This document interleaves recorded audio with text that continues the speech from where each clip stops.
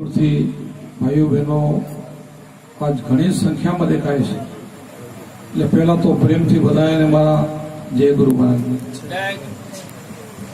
આપણે ગુરુ મહારાજ બધાને આવો નવો આનંદ કરાવતા રહે અને આનાથી જ પરિભ્રમ પરમાત્માનું એ રૂપ છે। જેમ રણછોડભાઈ કીધું ને તેજમાં તેજ ભરવું, એટલે જે તમારી એક અંદર તેજ છે એ તેજથી આપણે જે બોલી રહ્યા ચાલી રહ્યા એ તેજ છે આનંદનું ઘર છે। અને બધાને ગુરુ મહારાજે આનંદનું સ્વરૂપ કરવા માટે ઉપદેશ આપ્યો છે અને આપણે એમાં આનંદ મોજ કરવાનો। આપણને બધાને ખબર છે કે સત્સંગ સિવાય મનનો સુધારો નથી થતો, એટલા માટે તો તમે આ બહેનો ભાઈઓ બધાએ ગામો ગામથી મહિને 15 દિવસે અમને બધાને બોલાવો છો અને સત્સંગ રાખો છો। એ તમને સમજદારી છે કે મનનો જો સુધારો કરવો હોય એના માટે સત્સંગ અને એના માટે ગુરુનો ઉપદેશ જ કામ કરે। બીજી કોઈ વસ્તુથી મનનો સુધારો આવતો નથી। કોઈ માણસ પોતાની રીતે ગમે એટલી કોશિશ કરે તો પણ સુધરી શકતો નથી। એટલે આવા સત્સંગ રાખે અને ધન્યવાદ, આવા ભજન અને ભોજન કરાવે એને મોટું પુણ્ય પ્રાપ્ત થાય।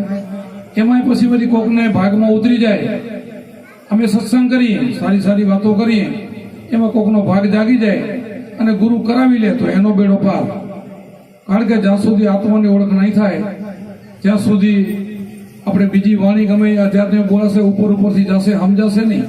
જો આ વાણીને સમજવી હોય, સંતોને સમજવા હોય, આપણે જે શાસ્ત્રોને સમજવા હોય તો એના માટે આત્મજ્ઞાનની જરૂર છે અને આત્મજ્ઞાન માટે ગુરુની જરૂર છે। આપણને બધાને ખબર છે કે આપણા જેટલા જેટલા અવતારો થઈ ગયા એનું આપણે નામ લઈએ છીએ, પણ એ અવતારોએ શું કર્યું? તેમણે ગુરુ કર્યા અને ગુરુ કરીને ભજન કર્યું એટલે આપણે એમને પૂજીએ છીએ। જેને આપણે જગતમાં પૂજીએ છીએ બધાએ ગુરુમુખી હતા અને ગુરુમુખી સિવાય જે કંઈ દાન કરે, પુણ્ય કરે તો એનું સફળ થતું નથી અને જે ગુરુમુખી થોડું દાન કરે તો પણ એને વિશેષ ફળ મળતું હોય છે। એટલા માટે આપણે જે એ બધા હવે તો ખરેખર ઘણો ગુરુમુખી છે। આપણે રણછોડભાઈ કીધું ને કે દ્વારકા બાજુ, જામનગર બાજુ, આમ તો હવે આપણે અમારા જ્યાં જે ગામડામાં પગ બેહારો થયો, કુંભારામની દયાથી અમારું સત્સંગ મંડળ ગયું, એ ગામમાં 5, 7, 10 શિષ્ય થઈ ગયા એટલે એ ગામમાંથી અંધારું ગયું।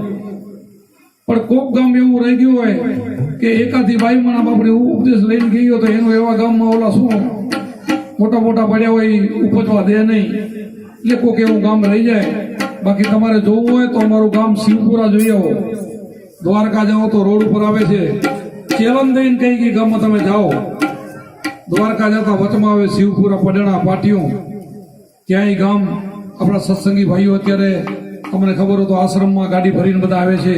એવા ગામ આપણે ઘણા, હવે તો દ્વારકામાં પણ આપણા 25-50 જેવા શિષ્યો પ્રોપર દ્વારકામાં થઈ ગયા છે। પણ જ્યાં 1-2 હોય ને એ પોતે અંધશ્રદ્ધામાં ન હોય પણ બીજાને સમજાવી ન શકે, એટલું એનામાં શક્તિ ન થઈ હોય, કારણ કે એક માણસ કઈ કરી શકતો નથી। પણ જ્યાં 5 માણસનો ગ્રુપ થઈ ગયો હોય ત્યાં કુંભારામ બધા ભેગા જ હોય છે। કુંભારામ શંભુરામ બાપા કયો, જીતુબા બાપુ કયો, એ હજી ક્યાંય ગયા નથી, આપણા ભેગા છે। એમ દેહથી ગુરુમાર્ગ જતા રહેતા હોય ને તો એ આત્માથી બધાના ભેગા જ હોય છે। આત્મા સો પરમાત્મા, રામ કયો, કૃષ્ણ કયો, ગુરુમાર્ગ બધાનું એક જ સ્વરૂપ છે। દાગીના અનોખા હોય છે અને ઓગાળી નાખો એટલે સોનું બને છે। એમ રૂપમાં રૂપ ભરી જવું એટલે આનંદ સ્વરૂપમાં ભરી જવું। ઉપર એક જ સ્વરૂપ છે, ઘણા ભાગ નથી। બાકી જે જીવ ગુરુ નહીં કરે અને ખોટા કર્મ કરશે એના માટે નોખો રસ્તો છે, તે એમાં ભરી શકતો નથી। એના માટે કાયદો જુદો છે, એને ડાયરેક્ટ લક્ષ ચોરસી દેવામાં આવે છે। એક જાતની 84માં જન્મ આવે એ બધું ભોગવી વળી બીજો ત્રીજો એમ 84 લાખ ભોગવે અને ગુરુમુખી થઈ ગયા પછી એનું તેજમાં તેજ મળી જાય એટલે એ મરતો નથી, એ અજરામાં રહી શકે છે। એની ઈચ્છા મુજબ અહીંયા સૃષ્ટિ ઉપર આવી અને પ્રભુનું કામ કરીને જાતા રહે છે। આજ આ સંતો જે કામ કરે એ બધા ભગવાનના અંશો છે। ગીતા જેમ કીધું મમેવા છે જીવ લોકો, જેટલો આ જીવ છે એ મારો જ છે, પણ મને ઓળખે તો મારો હશે, નહીં તો નહીં। એટલે ઓળખાણ માટે એક આ ગુરુની જરૂર છે। એટલે આપણે તો અહીંયા અવારનવાર આ ગામની અંદર, વેંગળાની અંદર ઘણી વખત સત્સંગ કરી જાય છીએ અને ઘણા ભાઈઓ સત્સંગમાં ગોઠવાના છે અને જેમ જેમ સત્સંગ સાંભળશે, જેમ જેમ ભજન એનું વધશે એમ અંધશ્રદ્ધા દૂર થતી જશે અને અંદરથી એને એક બળ મળતું રહેશે। અને અંદરનું બળ જ કામ આવે, બહારનું બળ આપણને કામ ના આવે। અંદર જેમ જેમ ભજન થશે માણસ નીડર બનતો જાય, અભય થઈ જાય અને ભ્રમણા ભાંગે. એટલા માટે આવા સત્સંગ આપણે રાખીએ છીએ. અને હંમેશા સત્સંગ અને નીડર રહેવાનો. કેમ નીડર રહેવાનો? કે મૃત્યુનો પણ એને ભય ન હોવો જોઈએ, મોતનો એને ભય ન હોય. કારણ કે આપણને જમ કાર્ડ લેવા નથી આવવાનો. આપણને સંતોએ કીધું છે કે ગુરુમુખીઓ એને ઘરે જમ આવતો નથી, એ ઘરેથી જમણા દૂર હાલે, જમણા જાય નિરાશા. આપણને સંતોએ સમજાયું, વાણીએ સમજાયું કે જે ગુરુમુખી થઈ ગયા છે ને એને જમ લેવા નહીં આવે. જગતને માટે યમપુરી છે અને એને નરકમાં લઈ જાય, એને 84 લાખમાં જવાનું છે. અને જે ગુરુમુખી છે, ગુરુમુખી એટલે ભજન કરે એ ગુરુમુખી. ઉપદેશ ખાલી લે નહીં. એ પેલું સમજો કે આપણે ઉપદેશ લીધા પછી જે આપણે ચોથે પોરે ગુરુમાં જે 4 વાગ્યાથી 6 વાગ્યા વચ્ચેનો જે પોર દીધો છે એમાં ઉઠીને જે સમરણ શ્વાસ ઉશ્વાસનું કરે, ગુરુ મહારાજના જે મંત્રથી જાપ કરે અને મન ચિત્ત એક રાખીને જાપ કરે તો એનો બેડો પાર થઈ જાય. એની બધાય સંતોએ ગેરંટી દીધી. ગેરંટી એક મારા જેવા એકે નહીં, ગીતાજીએ ગેરંટી દીધી કે યોગ ભ્રષ્ટ પુરુષની શું ગતિ થાય. કૃષ્ણ ભગવાને અર્જુન કીધું કે યોગ ભ્રષ્ટ પુરુષ એટલે યોગ કરતો કરતો આ શબ્દ ગુરુનો યોગ છે એ કદાચ પૂરો ન પહોંચ્યો તો બીજા જન્મનો એનો સારા કરે, શ્રીમંતના કરે એનો જન્મ થાય, માણસનો જન્મ મળે અને પાછી ત્યાં વરી ફેરનારા ગુરુ મળી જાય, યોગ મળી જાય. એમ સંતોએ કીધું કે સંત બીજું બોલતે નહીં, જુગ જાય આનંદ, ઊંચ નીચ ઘર અવતરે આગળ થાય ને સંત ના સંત થાય. એટલે બીજો જન્મ આપણો માણસનો થવાનો છે. એટલે ઈ ભય પણ આપણી મટી જવી જોઈએ. બાઈને કે ભાઈને આ મૃત્યુનો પણ ભય નહીં રાખવાનો, અભય બની જવાનો. આપણે મીરાબાઈ ક્યાં ભાઈમણ હતા? ભાઈમણ હતી. નાની દીકરી હતી. રોહિદાસ ચમારે ને ગુરુ મળી ગયા તો રાણાજીને એને કહી દીધું કે બધું છૂટશે પણ ભક્તિ નહીં છૂટે. ગુરુનો શબ્દ માથું જશે તો નહીં જાય. આ ગુરુ મહિમાની આપણને ક્યાં ખબર છે? એક વખત આપણને ખબર તો સમજ તારા શહેરમાં અચર દીઠવા સાખી બોલીશ. સાખી આવડે પણ શું બન્યું એને કોઈને ખબર નથી. સમજને ઘરે સંત પધાર્યા હતા, ગુરુ મહારાજ પધાર્યા હતા, ખાવા અન્ન નતું. પછી બાપ દીકરે બે વિચાર્યો કે કરશું શું? ગુરુ મહારાજ પધાર્યા તો કે હવે ન દે કોઈ તો ચોરી કરવામાં પણ કાંઈ વાંધો નથી, પણ ગુરુને જમાડવા. એક વેપારીના ઘરમાં બાપ દીકરો ગયા, દીકરો બારો ઉભો રહ્યો અને અંદરથી આ ભાઈ ભગત ચોરી કરી અને ખાવા પૂરતું લઈને બહાર આવતા હતા. પેલો જાગી ગયો, ખાર હતો નનકો, ખારમાંથી અડધું શરીર બહાર નીકળી ગયું અને પગ આ ભાઈ ઝાલી રાખ્યા અને રાશન દઈ દીધું કે બેટા દીકરા તો કે હજી કાંઈ બગડ્યું નથી, ખબર ના પડવી જોઈએ આપણે ઉઘાડ ન થાય, મારું માથું કાપી લે કે. તો કે બાપા આવું થાય? હા હું તને કહું છું, માથું કાપતા પણ સંત દેવે ને તો હું જાણજે કે સમજ તું લઈ જા કે. અને એ બધાને ખબર છે માથું, બાપાનું માથું એને સમજે કાપી લીધું હતું અને ઘરે રાખી દીધું હતું અને ખબર ન પડે એમ સંતને જમાડ્યા હતા. અને એ ધડ ફાંસી ચડવામાં આવ્યું હતું, રાજાએ પાછળથી ફાંસી ચડવા મૂક્યું હતું અને એ માથું ચોટી ગયું હતું અને એને હાથ જોડ્યા હતા અને બધી જ કહાની કીધી હતી, એને મુક્ત બની ગયો હતો.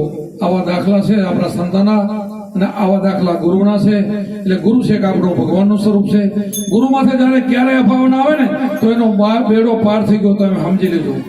ગુરુ કર્યા પછી શિષ્યને ગુરુ માથે અભાવો ના આવવો જોઈએ અને પૂરેપૂરો સંપૂર્ણ વિશ્વાસ રાખી અને શ્વાસ ઉશ્વાસની સાધના કરે તો કાંઈ બીજું કરવાની જરૂર નથી.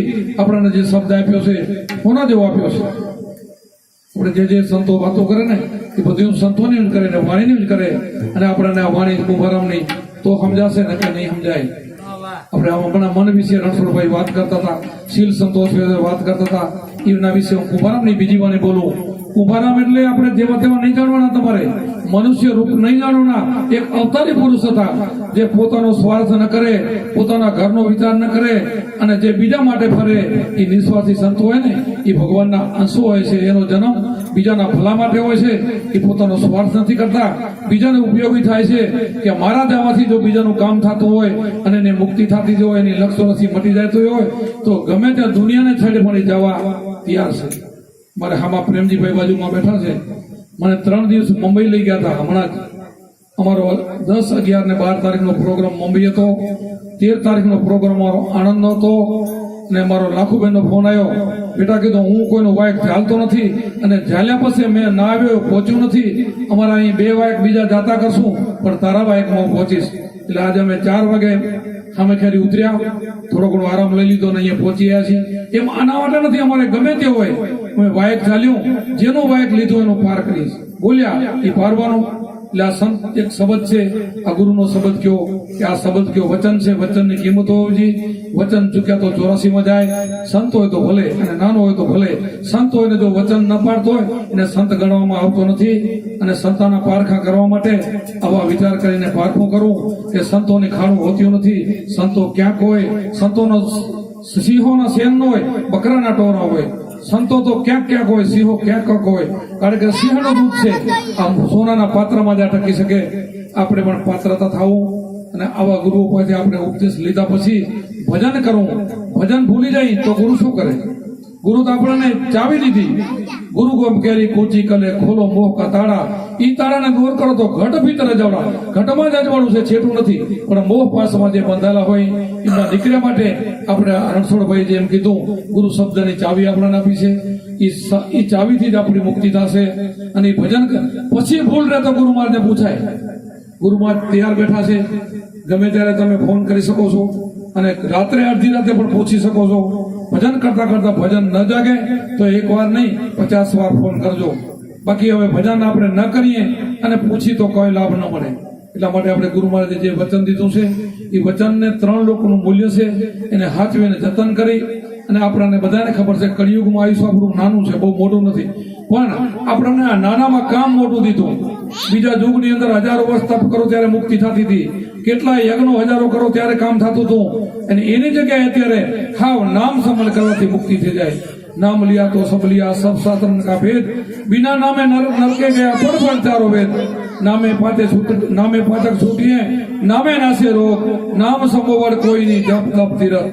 પણ હમણાં આપણે રણછોડભાઈ વાત કરી કે કોટિક નામ સંસારમાં તેથી મુક્તિ ન હોય. આદિ નામ ગુપ્ત હે જાણે વિલા કોઈ. આદિ નામ એટલે તમારો આત્મા આ ઘટમાં છે, ગુપ્ત છે. એના માટે ગુરુ ચાવી છે. એના માટે આપણે સમરણ છે, શ્વાસોશ્વાસની સાધના છે.